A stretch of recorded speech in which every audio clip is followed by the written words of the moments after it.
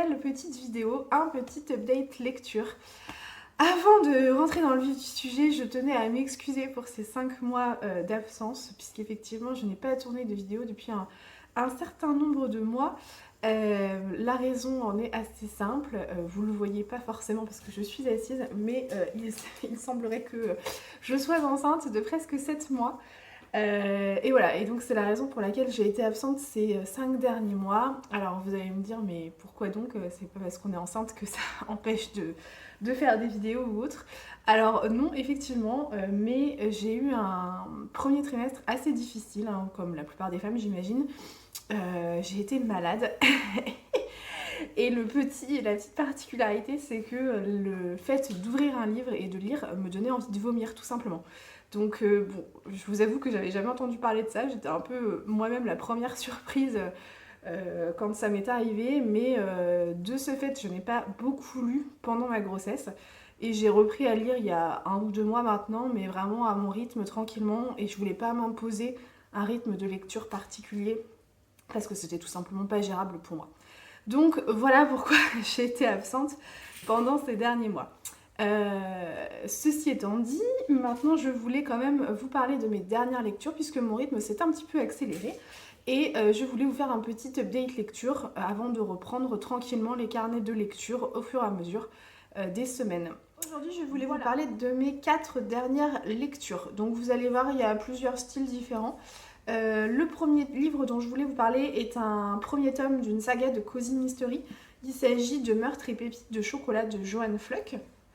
Ensuite, je voulais vous parler de L'ange de Marchmont Hall de Lucinda Riley, Les prisonniers de la liberté de Luca Di Fulvio. Et pour finir, Le cri de Nicolas Begley. Donc, on va reprendre tout ça dans l'ordre de mes lectures. Donc, le premier livre que j'ai lu dernièrement, c'est le premier tome de la saga des enquêtes de Anna Swensen. Donc, Meurtre et pépites de chocolat de Joanne Fluck. Alors, il faut savoir que je voulais lire quelque chose d'assez léger pour reprendre un peu mon rythme de lecture. Mais les Cozy Mystery, je suis toujours un petit peu sur la réserve, puisque j'avais déjà tenté la saga Agatha Raisin il y a quelques mois de ça, qui a été un énorme échec pour moi. Et cet été, j'ai tenté également de lire le premier tome de la saga sur les sœurs Mitford. Alors je ne sais plus le titre, ça parle d'un train de mémoire, mais je ne pourrais pas vous dire exactement le titre. Clairement, je l'ai abandonné en cours de route. Alors, effectivement, le fait que j'ai envie de vomir à chaque fois que j'ouvrais un livre, ça n'a pas aidé. Mais je sais pas, j'ai pas été emballée par l'histoire et du coup, j'ai laissé de côté ce livre assez rapidement. Donc, j'étais quand même assez curieuse de découvrir la saga de Anna Swensen. Donc c'est pour ça que je me suis lancée dans ce roman-là. Donc pour vous en dire un peu plus sur l'histoire, c'est Anna Swensen qui vit dans sa petite ville natale, Eden Lake, et elle a ouvert une boutique de cookies, enfin une sorte de café, voilà, où elle propose des cookies, donc ça s'appelle le Cookie Jar. Et en fait, son quotidien, bah voilà, c'est un peu son quotidien avec ses clients, avec sa famille, puisqu'elle a 2 sœurs et une maman assez imposante dans le sens où voilà, elle est toujours présente, omniprésente, toujours en train de la couver, de vouloir la caser avec tous les hommes qu'elle peut rencontrer. Enfin voilà, un petit peu pénible sur les bords la maman, hein, quand même, faut le dire. Et donc son quotidien va devenir un petit peu plus, on va dire, perturbé et un peu plus intéressant d'un coup d'un seul, puisque son livreur, Ron Lassalle, est assassiné. Et donc voilà, il y a toute une enquête qui va s'ouvrir et la personne qui est chargée de l'enquête, c'est son beau-frère qui est inspecteur de police. Et elle va du coup se proposer de l'aider pour pouvoir résoudre cette enquête, étant donné que, voilà, vu elle tient un magasin de cookies et un café, forcément les gens ont tendance à un petit peu plus s'épancher et vider un peu leur sac. Donc ça va beaucoup aider son beau-frère dans l'enquête. C'est une lecture un petit peu mitigée pour moi. Alors vous allez voir, il y a des points positifs, mais j'ai également trouvé certains points négatifs et malheureusement les points positifs n'ont pas permis de contrebalancer ces points négatifs. Donc je suis un petit peu sur la réserve par rapport à ce livre-là, mais je sais que c'est quand même une saga qui plaît beaucoup aux fans du genre Cozy Mystery. Donc si c'est un genre qui vous plaît, Je pense que ça vaut le coup quand même de tenter l'expérience des enquêtes d'Anna Swensen parce que il y a de fortes chances que ça vous plaise. Moi, encore une fois, je pense que c'est parce que le style Cozy Mystery ne me plaît pas que ça l'a pas forcément fait avec moi. Voilà. Pour ce qui est des points positifs, pour moi le plus gros point fort de ce roman, c'est le personnage principal, Anna Swensen. C'est un personnage qui est qui apporte beaucoup de fraîcheur en fait.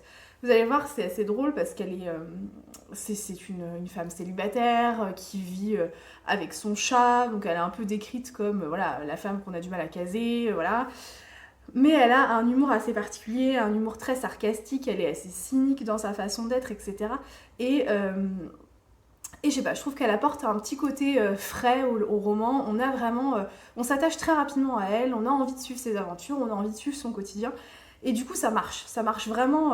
C'est vraiment un beau personnage. Et du coup, au fur et à mesure du roman, on la découvre un petit peu avec son entourage, avec sa sœur d'ailleurs. Alors, sa sœur c'est Andrea de mémoire, voilà.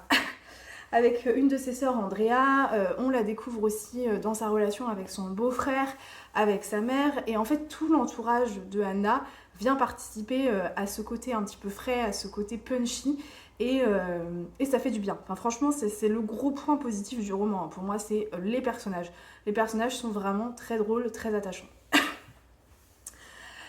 Comme je vous disais, l'autre point positif aussi, c'est vraiment l'humour qui se dégage du roman parce qu'on a des petites touches d'humour à droite à gauche. Souvent dans les Cozy Mystery, j'ai toujours un peu peur parce que l'humour est un peu potache, un peu cliché, machin. Et finalement, là, ça fonctionne bien en fait. C'est juste ce qu'il faut. Il y a pas trop, il n'y a pas. Voilà, c'est très bien. Ça fonctionne bien, c'est assez sympathique.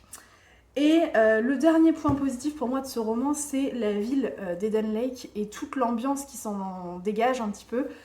Voilà, donc on est dans une ville assez petite, avec une ambiance assez cosy.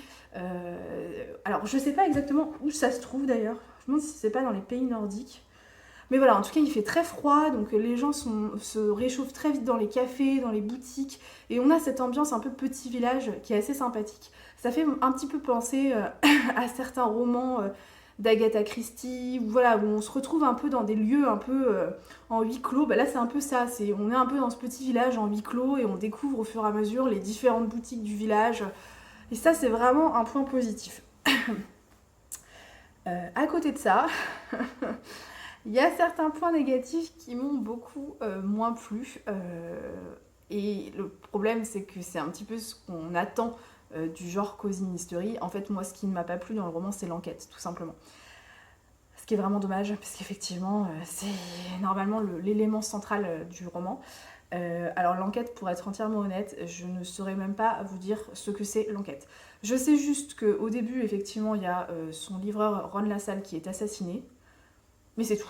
Après, voilà, il y a plein d'éléments autour de l'enquête, il y a tout le dénouement et tout. Enfin, l'enquête se fait bien, hein, vraiment, il y a beaucoup de choses. Mais c'est pas ce qui m'a intéressée.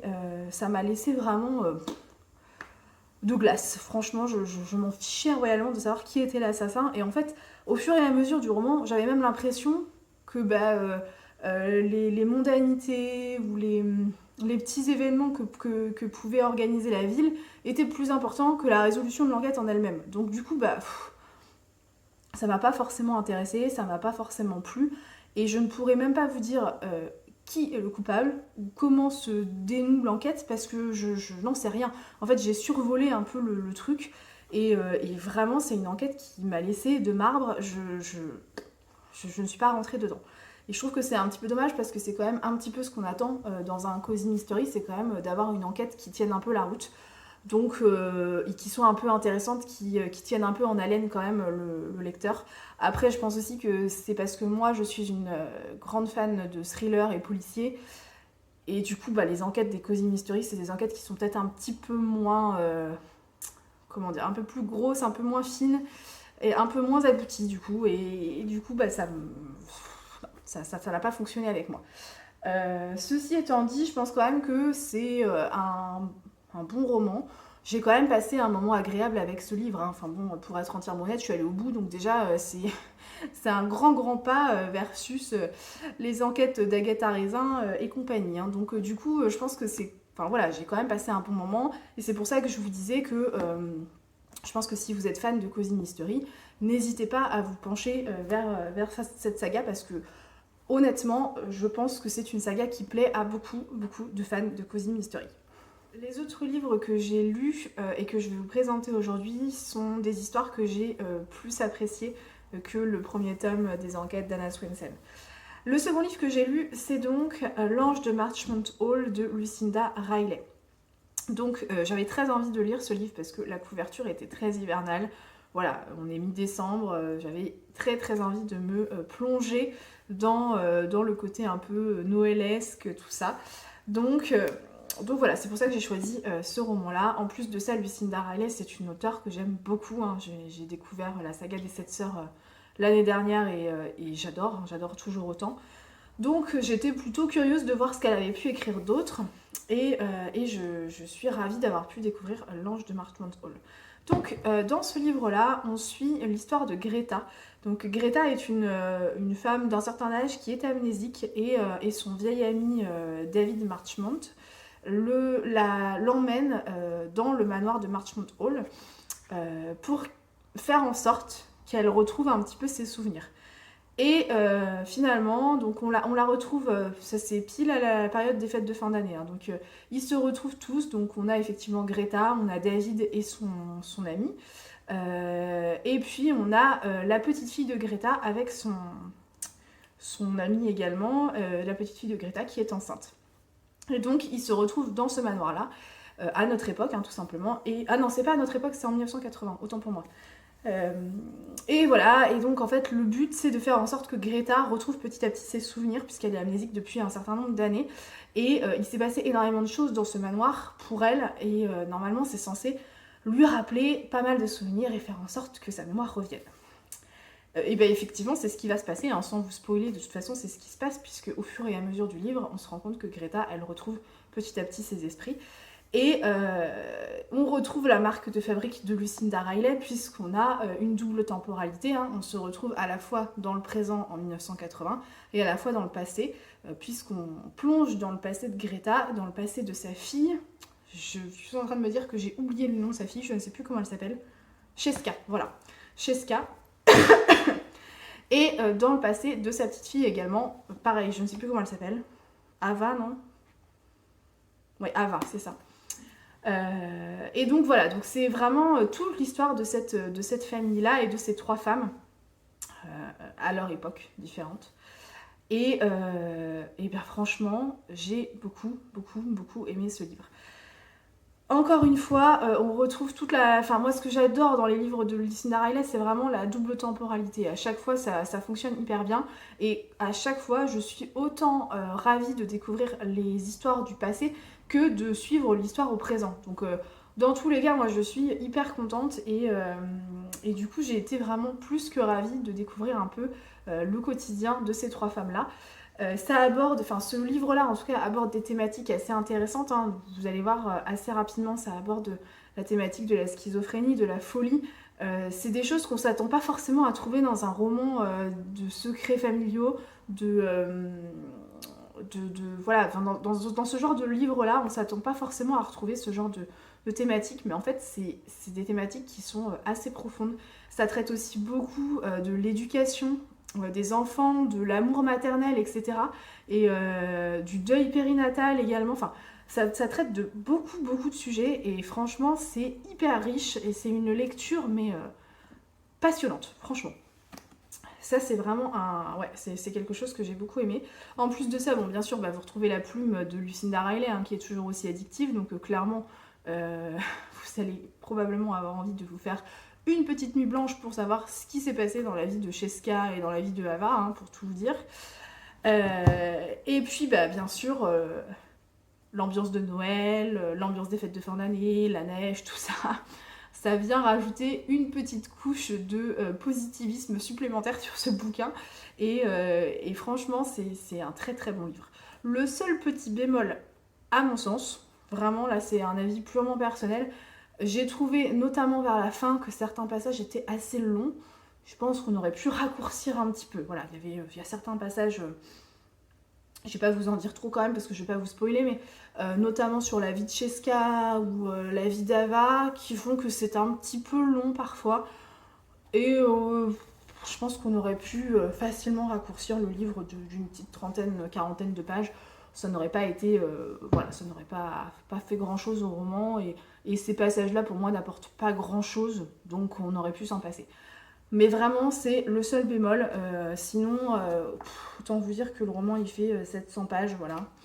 Et moi, je les ai avalés en 2 ou 3 jours, je crois. Donc, c'est juste une petite pépite, ce roman. Donc, n'hésitez pas, foncez. Troisième livre de cette update lecture, et probablement le livre que j'ai préféré dans cette sélection que je suis en train de vous présenter, c'est Les prisonniers de la liberté de Luca Di Fulvio. Bon, il faut quand même savoir que Luca Di Fulvio, c'est un de mes auteurs chouchous. Je suis extrêmement fan de tout ce qu'il peut écrire. J'ai déjà lu Le Gang des rêves de cet auteur-là qui se passe à New York dans les années 60 de mémoire. Et j'ai également lu Le Soleil des rebelles, qui est un livre qui se passe au Moyen-Âge. Donc rien à voir, au Moyen-Âge dans l'Europe de l'Est, je crois. Donc rien à voir. En plus de ça, moi je suis pas hyper fan des histoires qui se passent au Moyen-Âge. Mais alors là, je l'ai dévoré ce bouquin. Donc autant Le Gang des rêves que Le Soleil des rebelles, c'est des livres que j'avais adorés, que j'ai lus mais en un claquement de doigts vraiment. Alors que pourtant vous pouvez le voir, hein, c'est un peu comme du Lucinda Riley, c'est des grosses briques. Hein. On est sur 800 pages quoi. Ouais, 780 pages. On est quand même pas mal. Donc c'est des grosses briques, mais alors à chaque fois, je les dégomme. Eh bien, écoutez, Les prisonniers de la liberté n'a pas fait exception à la règle. Je l'ai adoré et je ne peux que vous le recommander. Franchement, c'est une pépite ce bouquin. Qu'est-ce que je peux vous dire sur l'histoire? Donc l'histoire, ça se passe en 1913 et ça se passe donc à moitié en Sicile. Enfin, une grosse partie du roman se passe en Amérique du Sud, hein, en Argentine, mais tout démarre en Sicile. Tout démarre en Sicile et on suit 3 personnages. Donc on suit le personnage de Rocco qui est un jeune homme de très près mêlé à la mafia sicilienne, hein, puisque son père était un mafieux. Et donc voilà, et donc il se retrouve un petit peu lié à cette mafia, sauf que lui il ne veut absolument pas faire partie de ce monde-là. On suit également Rosetta qui est une jeune femme seule au monde, hein, puisqu'elle est complètement orpheline, elle a plus de parents, plus personne, et elle se bat tous les jours pour garder ses terres, et voilà, il va lui arriver des malheurs assez incroyables en Sicile. Je ne vous en dis pas plus. Et pour finir, on suit Rachel, qui elle pour le coup n'est pas sicilienne du tout, hein. Elle vient de l'Europe de l'Est, donc de Russie, ou je sais plus où d'ailleurs, de Pologne, pardon. Elle vient de Pologne, et en fait... voilà, là c'est pareil, il va lui arriver des aventures horribles en Pologne, et donc elle va vouloir à tout prix fuir la Pologne et tenter sa chance ailleurs. Donc c'est vraiment le point commun entre ces 3 personnages, c'est qu'il va leur arriver des choses qui sont vraiment affreuses, et donc ce qu'ils veulent faire, c'est fuir tout ça, fuir la Sicile, fuir leur quotidien, la misère, etc. Et donc ils décident d'embarquer pour le transatlantique Palerme-Buenos Aires, pour pouvoir tenter leur chance à Buenos Aires. Ce sont des personnages qui ne se connaissent pas, hein, mais en fait vous allez voir qu'ils vont vite se relier entre eux, enfin ils vont vite se rencontrer, vite se lier. Et franchement, c'est génial. Alors du coup, on va dire que les 3/4 du roman se passent à Buenos Aires.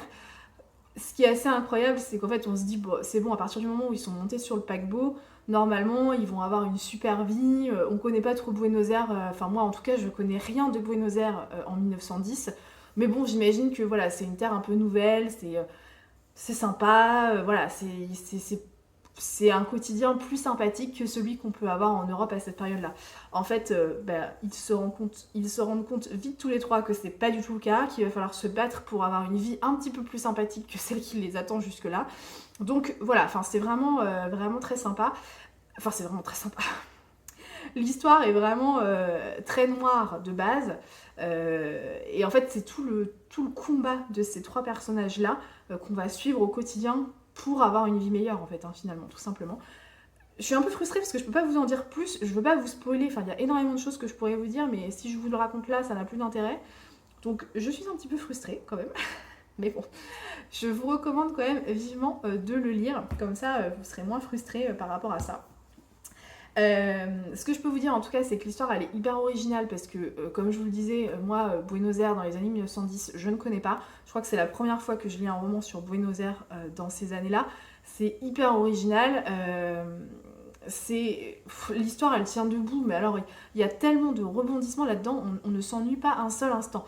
C'est assez incroyable, on s'attache hyper vite aux personnages, enfin honnêtement, que ce soit Rocco, Rosetta ou Rachel, c'est des 3 personnages, il n'y en a pas un seul pour lequel on se dit oh franchement, voilà, moi j'étais hyper contente de retrouver à chaque fois leurs aventures et je me disais bon alors le chapitre de Rachel c'est quand, le chapitre de Rocco c'est quand, et du coup j'avais vraiment hâte de savoir ce qui allait se passer pour eux et j'espérais de tout mon cœur, je croisais les doigts, les orteils, tout ce que vous voulez, pour que enfin ils aient leur happy ending, donc voilà, je ne vous dis pas du coup s'il y a un happy ending ou pas, hein, mais c'est un sacré roman.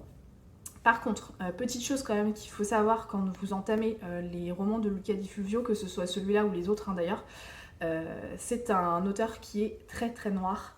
Les romans sont très noirs, c'est très violent, il faut être préparé, enfin vraiment vous allez avoir des scènes qui sont parfois difficiles à supporter, enfin je parle pas spécifiquement de celui-là, hein, mais vraiment dans tous les romans, vous allez avoir des scènes de viol, vous allez avoir des scènes de torture, de violence assez incroyables et assez fortes et très très bien décrites, ce qui fait que ça rajoute énormément de réalisme à la chose et faut être quand même bien accroché. C'est un petit peu la marque de fabrique de Luca Di Fulvio malgré tout, hein, et c'est aussi ce qui fait que ça marche très bien et que ses romans sont hyper bons. Mais voilà, faut le savoir avant d'ouvrir un roman de cet auteur-là parce que si vous êtes un petit peu sensible et que vous avez du mal à supporter ce genre de scène, ça peut être un petit peu choquant, donc je préfère vous prévenir. Mais sinon, sachez que c'est vraiment une pépite et vous allez adorer. Je vous le garantis, vous allez aimer. Donc n'hésitez pas. Dernier livre dont je voulais vous parler aujourd'hui, c'est Le Cri de Nicolas Begley. Nicolas Begley, c'est un auteur que je ne connais pas, mais dont j'ai beaucoup entendu parler et j'avais très très hâte de découvrir cette trilogie-là. Donc Le Cri, c'est le premier tome de cette trilogie. Et donc on suit l'histoire de Sarah Geringen, je pense que ça se dit comme ça, qui est une inspectrice norvégienne qui travaille à Oslo. Et en fait, dans ce tome-là, Sarah est appelée sur on imagine une scène de crime. En fait, c'est tout simplement quelque chose qui s'apparente à un suicide dans un hôpital psychiatrique. Et bon, comme vous vous en doutez, c'est un petit peu particulier puisqu'elle va découvrir que c'est pas forcément un suicide. Et en plus de ça, le patient est un peu particulier puisqu'il est complètement amnésique. Enfin, en tout cas, il était amnésique avant de mourir. Il ne se souvenait de rien, il n'avait pas de visite, etc. Personne, voilà, il semblait être complètement seul au monde, cet homme-là. Et il avait un numéro 488 tatoué sur le front, enfin tatoué ou... oui, c'est ça, des chiffres cicatrisés, pardon, sur le front. Donc voilà, donc c'est un petit peu particulier, c'est le début de l'enquête, en fait, on découvre ça, on est dans un hôpital psychiatrique, l'ambiance est très très noire, très très glauque, un petit peu frissonnante, hein, je vais pas vous cacher, mais voilà, c'est comme ça qu'on débute le roman. J'ai beaucoup aimé, ce que j'ai apprécié franchement c'est le personnage principal de Sarah qui est un personnage auquel on s'attache beaucoup. C'est un personnage qui a énormément de failles, on le sent dès le début, mais qui malgré tout est très humaine et très attachante, même si elle a une certaine froideur, même si on voit qu'elle a une carapace, c'est quelqu'un auquel on s'attache directement. Donc ça c'est vraiment un bon point.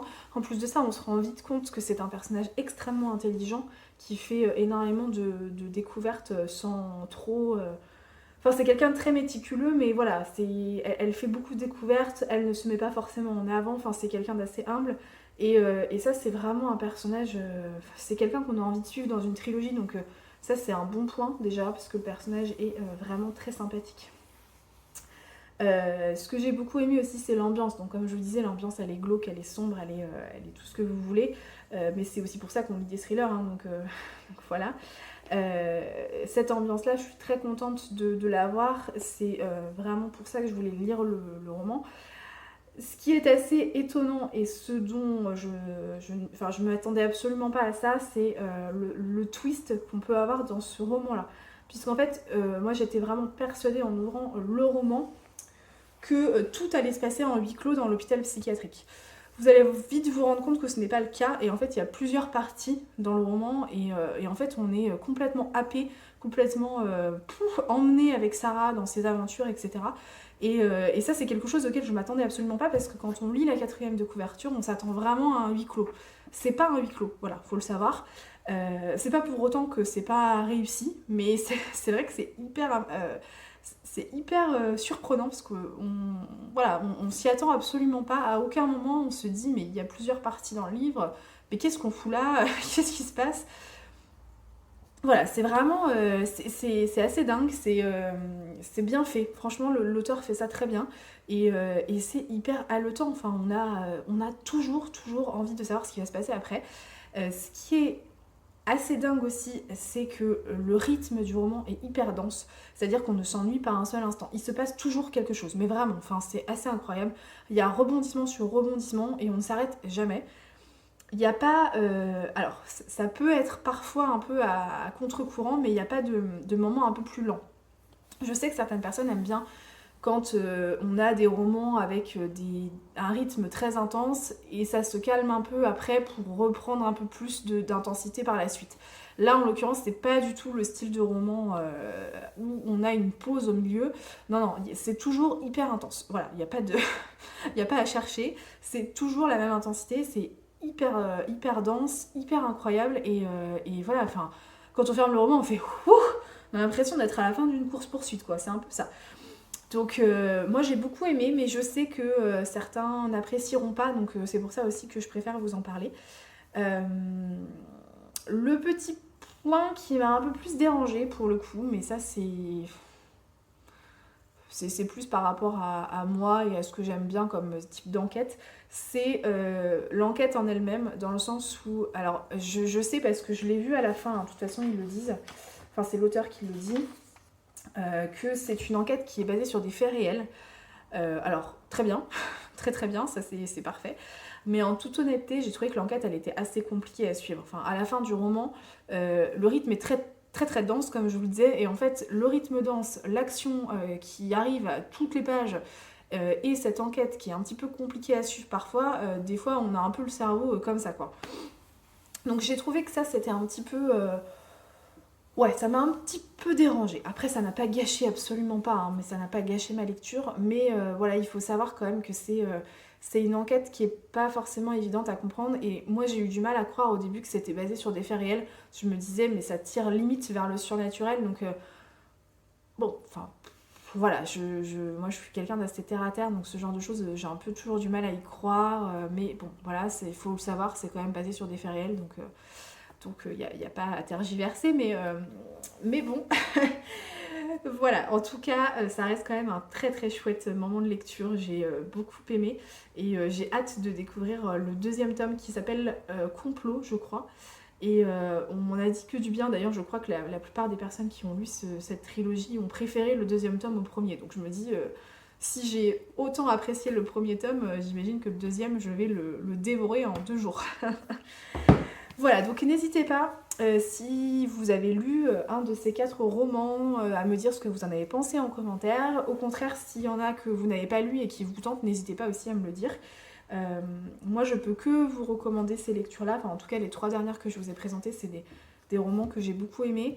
Bon, je suis un petit peu plus mitigée sur le premier tome des enquêtes d'Anna Swensen, mais comme je vous disais, c'est du cozy mystery, donc c'est à double tranchant, soit on aime, soit on n'aime pas.